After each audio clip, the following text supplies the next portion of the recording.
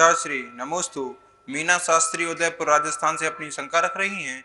कोई भी त्यागी व्यक्ति का अंतिम मरण अगर अस्पताल में हो जाता है तो उसका कौन सा मरण माना जाता है? देखिए, किसी भी त्यागी व्रति का यदि अस्पताल में उसके होश पूर्वक मरण होता है और उसे पता है मैं अस्पताल में हूँ और मेरे साथ इस प्रकार से इंजेक्शन दवाइयाँ दी जा रही हैं, तो निश्चित ही उसका दुर्भाग्य है कि देव शास्त्र गुरु के सानिध्य में जहाँ उसका बढ़िया पंडित मरण होना चाहिए, जहाँ पर संबोधन मिले और गुरुओं का सानिध्य मिले, लेकिन उसे गुरु का सानिध्य न मिले और उसे अस्पताल में मरना पड़े, ये उसका दुर्भाग्य है।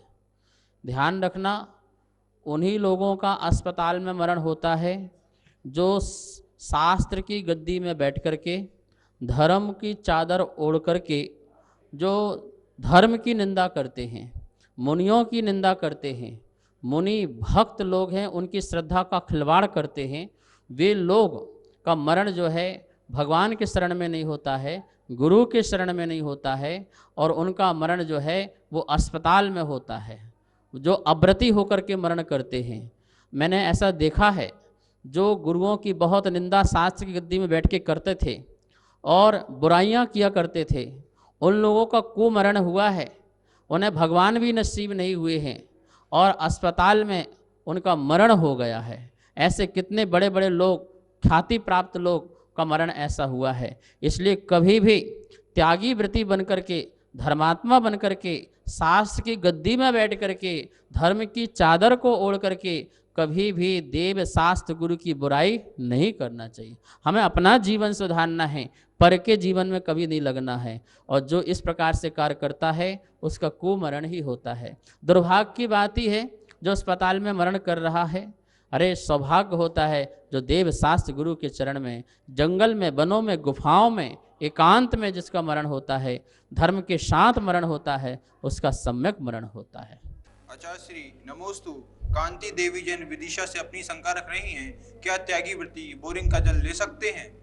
सुचिर तोयम भूमि गतम, भूमि के नीचे जो पानी है वो शुद्ध है, ऐसा सूत्र मिलता है। इसलिए त्यागी व्रति हो वो भूमिगत का पानी जो है वो ले सकते हैं, और उसमें जीवानी बन जाती है तो जल उसमें छोड़ा जा सकता है छान करके।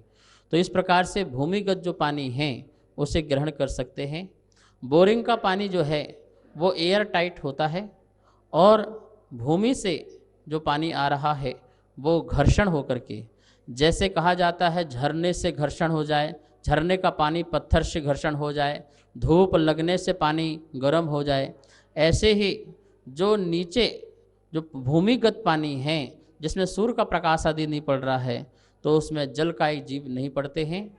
जलकायिक मतलब त्रस आदि जीव, और वह एक इंद्रिय जो वाला जो पानी है घर्षण होकर के ऊपर से आता है, तो त्यागी व्रति ग्रहण कर सकते हैं। आजकल जो ये छोटे मोटे कुआं बनाए जा रहे हैं 6 इंच के, 8 इंच के, वो सही नहीं हैं। क्यों? क्योंकि उसमें प्रकाश भी जाता है, उसमें जो है मॉइस्चर बनता है, उसमें जीव पड़ते हैं और अंधेरा रहता है, और अंधेरा रहने के कारण बाल्टी कितनी नीचे जा रही है, कितनी ऊपर जा रही है, उसमें मकड़ी के जाल बन रहे हैं, उसमें कीड़े मकोड़े गिर रहे हैं। इस प्रकार से उसमें तो और हिंसा होती है। बोरिंग बंद रहती है और उसमें किसी प्रकार से नहीं कीड़े मकोड़े जाते हैं। प्रश्न उठेगा फिर बिलछानी कहाँ पर डालें? तो जो वहाँ पर आप एक स्थान बनाइए पानी बहाव का, और उस पानी के बहाव के साथ उसको बिलछानी को पानी के साथ ही बहा देना चाहिए। एक गड्ढा बनाना चाहिए जिसमें पानी जाए और गड्ढे के पानी में रहे, और इसके बाद वह पानी जो है पानी से मिल जाए, नालियों के पानी से मिल जाए। इस प्रकार से जीव रक्षा के भाव होना चाहिए, दया के हमारे अंदर भाव होना चाहिए। ऐसा नहीं कि बोरिंग का पानी नहीं ले सकते तो हम व्रती ही ना बने। कितने कुएं हैं वर्तमान में, यदि कुएं नहीं होंगे तो क्या व्रती नहीं बनेंगे? क्या 1-2 व्रती ही जीवन में बनेंगे? लाखों की जैन समाज व्रती बनने के लिए आतुर है, लेकिन ये जो गलत प्रचार कर दिया कि कुआं नहीं होगा तो आप व्रती नहीं बन सकते हो, और व्रती नहीं बनेंगे तो आप व्रती हो जाएंगे, अभक्ष का सेवन करेंगे, व्यसन करेंगे, रात्रि भोजन करेंगे। ऐसा उपदेश मत दो। सुचिर तोयम भूमिगतम, जो भूमिगत जो शुद्ध जल है उसको आप ग्रहण करें, छानें और अपनी दया का परिणाम रखें, अपने अंदर अहिंसा का परिणाम रखें। हमारा भाव जीव दया है, जीव दया के परिणाम रखें और उसे पानी को लेकर के आप पंच अणुव्रतों का पालन करें, अहिंसा आदिव्रत का पालन करें, जिससे आप व्रती बनने में कहीं कोई बाधा नहीं है। आचार्य श्री नमोस्तु। नविता जैन कोटा राजस्थान से अपनी शंका रख रही हैं, दक्षिण के इंद्र एक भावावतारी होते हैं, शेष क्यों नहीं होते? दक्षिणेंद्र और उत्तरेंद्र इस प्रकार से दो प्रकार से वैमानिक देवों में भेद बनते हैं।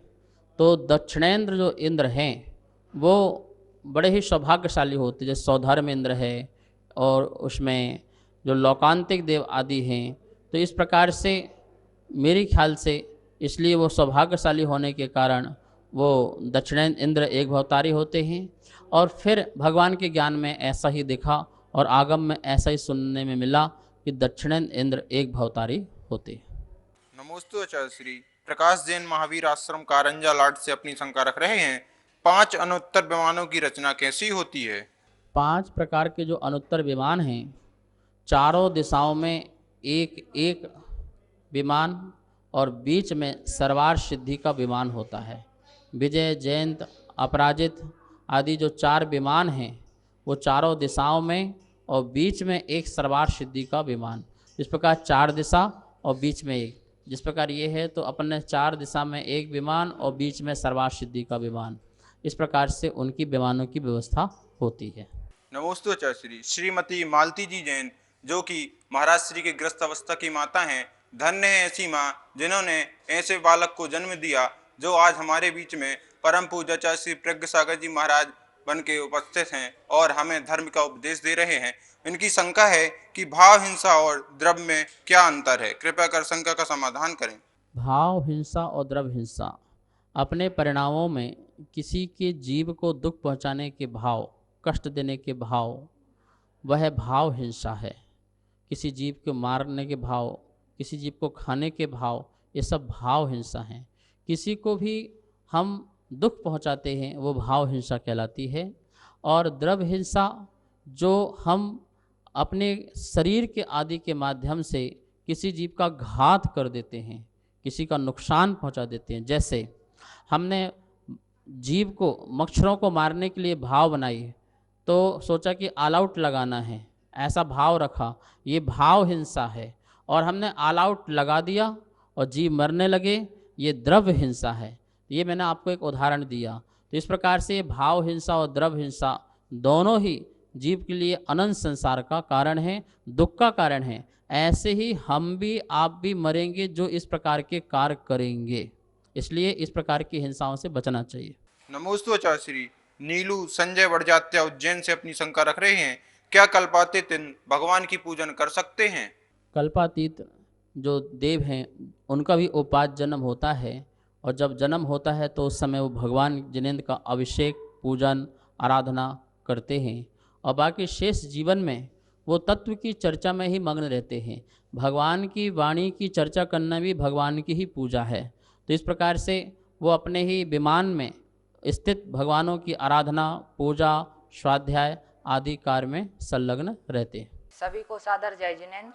हमारे पास तत्वार्थ सूत्र के प्रथम अध्याय की पुस्तक छपकर आ चुकी है, जिसमें चित्रों और स्लाइडों के माध्यम से सरलीकरण करके अर्थ समझाया हुआ है, जो आचार्य श्री के श्रीमुख से समझाया गया है। और जो भी महानुभाव इस तत्वार्थ सूत्र की प्रथम अध्याय की पुस्तक को मंगवाना चाहते हैं एवं द्वितीय एवं तृतीय अध्याय की पुस्तकों को छपवाना चाहते हैं, वो नीचे दिए गए नंबर पर संपर्क करें। एवं जो भी पुण्यार्जक बनना चाहते हैं वो भी नीचे दिए गए नंबरों पर संपर्क करें। धन्यवाद। जय जिनेंद्र।